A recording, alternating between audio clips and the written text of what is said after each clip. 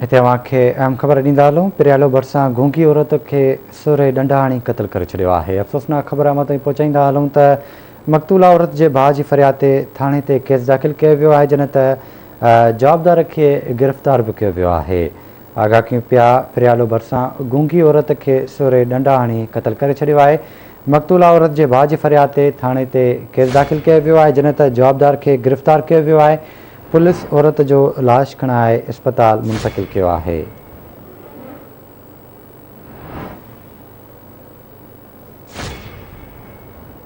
इन जा तफ़सील मालूम कंदासीं पिरियालो मां अब्दुल क़यूम शेख खां। अब्दुल क़यूम, छा तफ़सील आहिनि?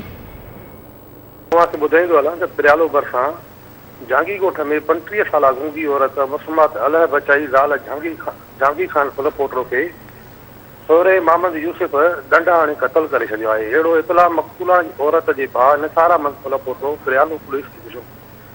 पुलिस हिकु जवाबदार गिरफ़्तार करे वरितो आहे। लाश गाड़ीपुरी अस्पताल मां पोस्टमार्टम बैदि वारसनि हवाले कयो वियो आहे। जी ठीकु आहे अब्दुल क़यूम, वॾी महिरबानी अवांजी तफ़सील खां आगाह करण लाइ।